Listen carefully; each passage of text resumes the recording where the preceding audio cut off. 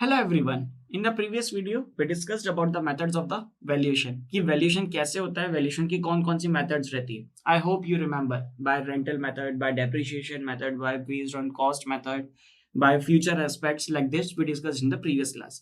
Now in this particular class, we're going to discuss about the numerical which is based on the valuation. Valuation के ऊपर एक numerical लेंगे.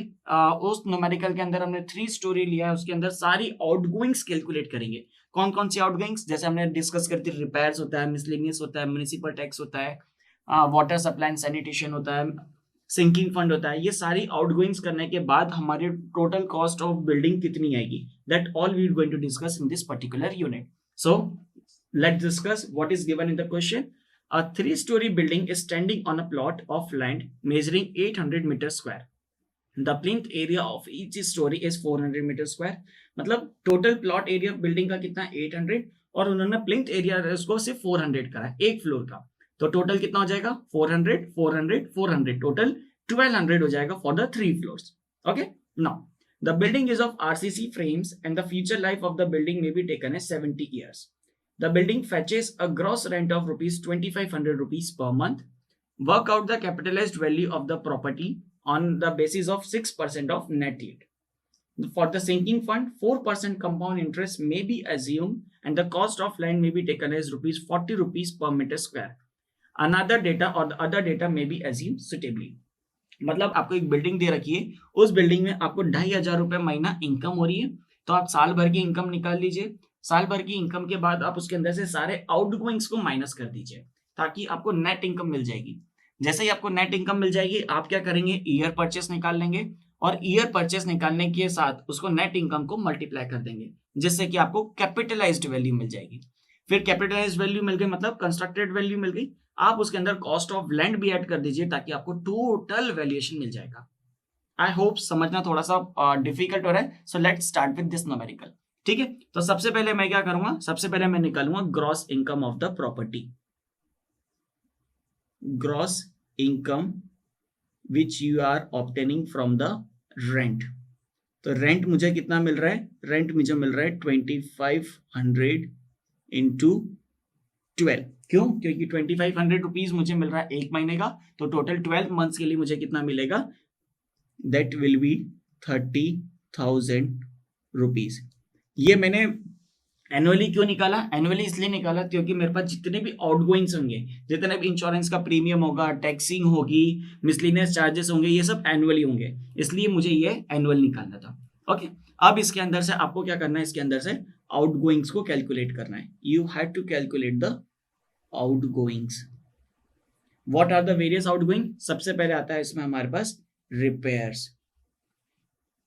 जितने भी आपके पास रिपेयरिंग का चार्जेस रहेगा, दैट विल बी आउटगोइंग्स. तो रिपेयरिंग कितना रहेगा, at the rate 1/12 of gross income. जो भी ग्रॉस इनकम है उसका 1/12 रहेगा. तो ये कितना हो जाएगा, 1/12 into 30,000. So that comes out to be 2500. क्योंकि हमने इसी को 12 से मल्टीप्लाई करा, अब इसी को 12 से डिवाइड करेंगे, तो मतलब आपको 2500 रुपए पर मंथ निकालना है ताकि आपका उसमें रिपेयरिंग का काम हो सके. Okay, the second one is known as municipal tax. Municipal tax, municipal tax मतलब जो टैक्स आप गवर्नमेंट को पे करेंगे, that is 20% of gross income. जो भी इनकम आ रही है उसका 20% आपको गवर्नमेंट को पे करना है. तो दैट विल बी 20/100 इंटू 30,000. 1 2 1 2, तो 3 2 6, 1 2 3. तो आपको 6,000 रुपए गवर्नमेंट को इसको पे करना है एज अ म्युनिसिपल टैक्स. फिर इसके बाद आता है हमारे पास third one which is known as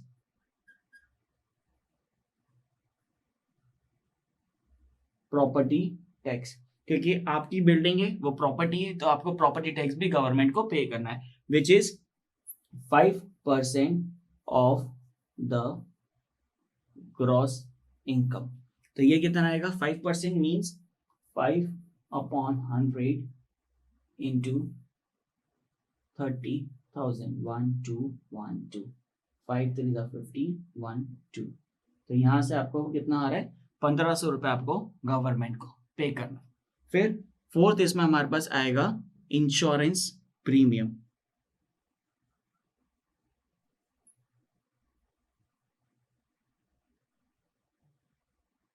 क्योंकि अगर कोई भी आपके पास बिल्डिंग है तो आपको उसका इंश्योरेंस तो लेना ही है। तो इंश्योरेंस प्रीमियम कितना रहता है, it generally 0.5 to 1% of gross income. So 0.5 upon 100 into 30,000, 1212 कितना आ रहा है, ₹150। Okay, and the last which you have to include as a miscellaneous charges, जिसके अंदर सारा आ जाएगा हमारे पास। अगर इस बिल्डिंग के अंदर वॉचमैन है, स्वीपर है, चौकीदार है, कुछ भी होगा तो वो सब इसमें आ जाएगा, which is known as other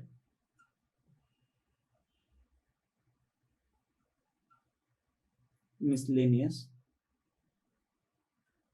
charges. Other miscellaneous charges हम जनरली लेते हैं 2% of gross income, which is 2/100 into gross income कितना था, 30,000। that comes out to be 600 rupees। ये तो हमारे सारे खर्चे आ गए। अब आपको याद होगा कि जब भी हम कोई भी बिल्डिंग बनाते तो उसके अंदर एक और टाइप का खर्चा निकालते हैं।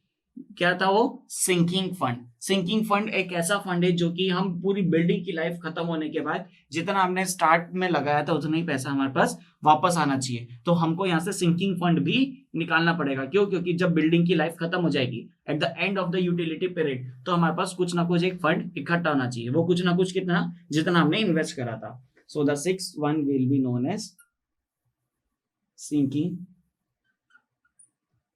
फंड। तो सिंकिंग फंड हम कैसे कैलकुलेट करते हैं, आपको याद होगा। सिंकिंग फंड निकालने के लिए हमको एक फॉर्मूला रहता है, which is I is equal to SI upon I+1 की पावर n-1। तो ये हमारे पास एक फॉर्मूला है जिससे हम क्या करते हैं, सिंकिंग फंड को कैलकुलेट करते हैं। तो सिंकिंग फंड को कैलकुलेट करने के लिए सबसे पहले मुझे S निकालना पड़ेगा। S मतलब टोटल कितना कॉस्ट है मेरी बिल्डिंग का। तो आपको इस क्वेश्चन में ऑलरेडी मेंशन्ड है कि हमारे पास टोटल कितना एरिया है। प्लिंथ एरिया हमारे पास एक फ्लोर का है 400। कितना टोटल प्लिंथ एरिया है, 400। As you can see in the question हमारे पास टोटल एरिया तो 800 है, बट कंस्ट्रक्टेबल एरिया कितना है, 400। तो हमने यहाँ पे कितना लिखा, एरिया 400। अब एक फ्लोर का एरिया 400 है, तो हमारे पास टोटल कितनी फ्लोर्स है, हमारे पास टोटल 3 फ्लोर है। तो टोटल एरिया कितना हो गया, 400 इंटू 3, दैट इज 1200। ठीक है। अब एक एरिया को बनाने की कॉस्ट कितनी चल रही है, हमने प्रीवियस वीडियो में भी कंसिडर करा था, 150 रुपए, 170 रुपए, 180 रुपए, 200 रुपए के आसपास पर मीटर स्क्वायर। हाँ, नॉट इन पर स्क्वायर फीट, इतना सस्ता नहीं है। तो पर मीटर स्क्वायर में कितना ले रहे थे हम, इसको 180 रुपीज कंसिडर कर लेते हैं।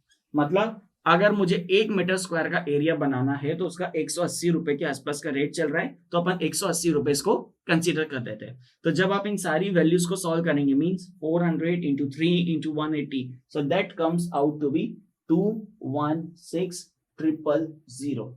मतलब आपने ये तीनों फ्लोर को बनाने के लिए कितना खर्चा करा, 2,16,000 रुपए के आसपास।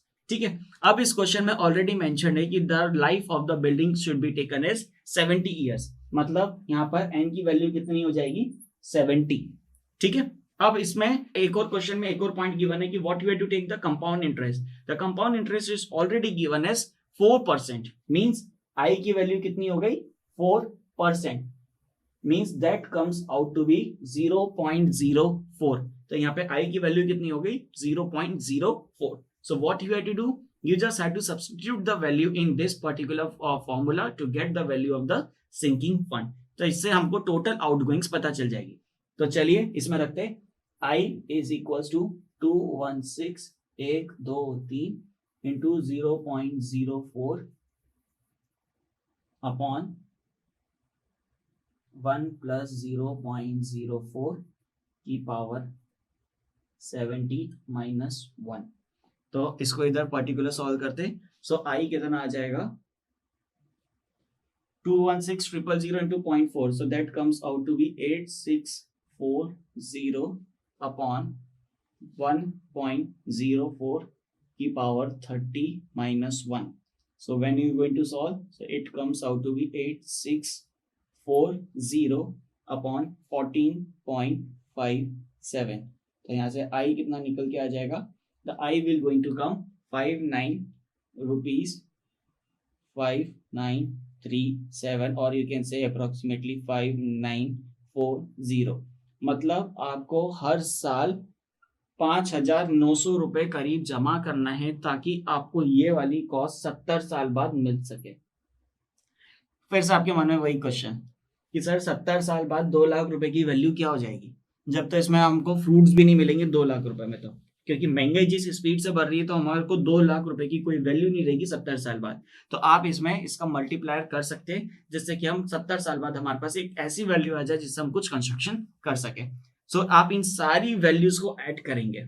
कौन कौन सी सारी वैल्यूज? सबसे पहले आपके पास था 2,500 रुपए, फिर आपके पास था 6,000 रुपए, फिर आपके पास था ये 1,500 रुपए, फिर आपके पास था ये 150 रुपए, फिर आपके पास था ये 600 रुपए, फिर आपके पास है ये अमाउंट 5937। तो आपको क्या करना है, ये सारी वैल्यूज को ऐड ऑन करना है ताकि आपको पता चल सके टोटल खर्चा कितना आ रहा है।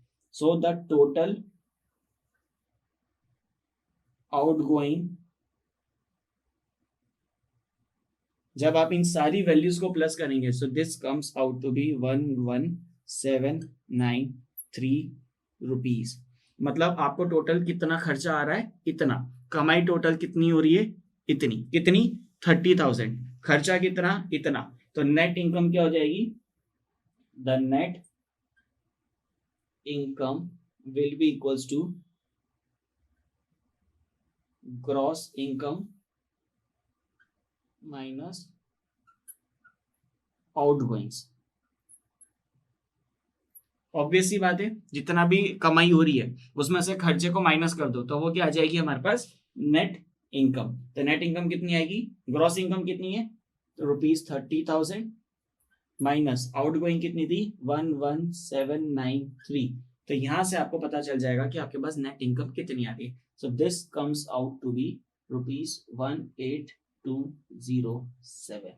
मतलब आपको हर साल 18,207 रुपए की बचत हो रही है। ओके, अब जब ये 18,207 रुपए की बचत हो रही है तो इससे अपन कैपिटलाइज वैल्यू निकालेंगे, कॉस्ट ऑफ लैंड निकालेंगे, फिर overall value of the property calculate करेंगे। ओके, अब हमको क्या कैलकुलेट करना है? Capitalized value.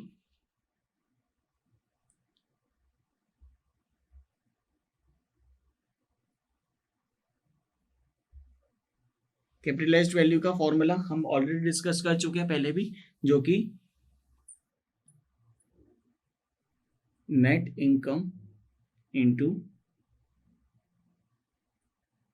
Yield purchase, sorry year purchase. Net income हमने अभी कैलकुलेट करी, that comes out to be 18,207 into year purchase कितना है 100 अपॉन, आप देख सकते हैं क्वेश्चन में कि ईयर परचेस के लिए हमको जो कैपिटलाइज्ड वैल्यू है उसका रेट ऑफ इंटरेस्ट दे रखा है 6%।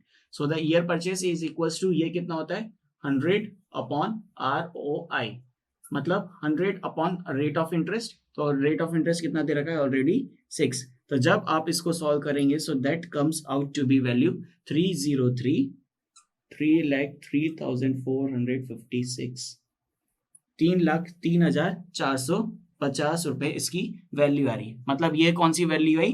That value is known as capitalised value, ये वैल्यू पर्टिकुलर प्रॉपर्टी। ओके, अब इसके बाद आता है कॉस्ट ऑफ लैंड। क्यों? क्योंकि हमको टोटल कैपिटल कॉस्ट चाहिए। तो कैपिटल कॉस्ट कैसे निकालेंगे? जमीन की कीमत प्लस कंस्ट्रक्शन की कीमत। तो जमीन की कीमत कितनी है, कितना लैंड है हमारे पास? टोटल लैंड हमारे पास 800, टोटल जमीन की। कंस्ट्रक्टेबल हमने 400 करा था, 400 400 400, बट जमीन तो हमारे पास 800 मीटर स्क्वायर की है और एक जमीन में 1 मीटर स्क्वायर की कीमत कितनी है? सिर्फ 40 रुपए, जो कि क्वेश्चन में दे रखा है। So that comes out to be ₹32,000 only.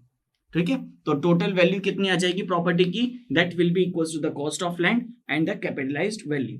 So the total cost of the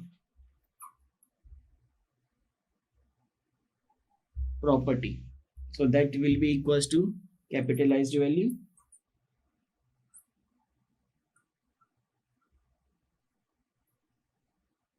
plus cost of land.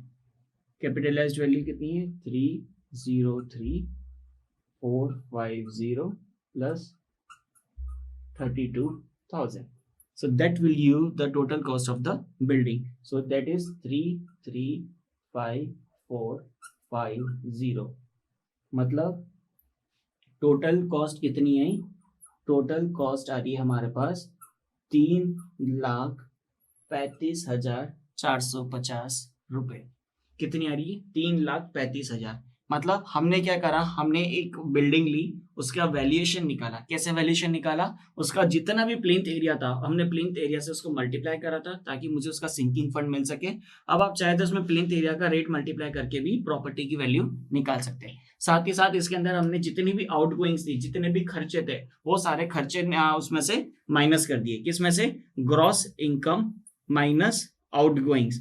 तो इससे आपको क्या मिल गया? नेट इनकम मिल गई. फिर उसी नेट इनकम से हमने क्या निकाली? ये वाली कैपिटलाइज्ड वैल्यू निकाली. फिर कैपिटलाइज्ड वैल्यू हमारे पास आ गई, हमारे पास कॉस्ट ऑफ लैंड आ गई. तो हमने यहाँ से टोटल वैल्यू कितनी होगी प्रॉपर्टी की, ये कैलकुलेट करी. तो आई होप ये वाला वैल्यूएशन का न्यूमेरिकल आपको समझ में आया होगा. इसके बाद वाला हम जो करेंगे, एक पर्टिकुलर एरिया करेंगे. मतलब एक बड़ा सारा एरिया ले लेंगे और उस एरिया के अंदर छोटे छोटे प्लॉट्स कंस्ट्रक्ट करेंगे, जिससे कि कॉन्ट्रैक्टर को प्रॉफिट हो सके, लैंडलॉर्ड को प्रॉफिट हो सके, और उसके ऊपर बेस्ड एक वैल्यूएशन का न्यूमेरिकल करेंगे. Okay, thank you.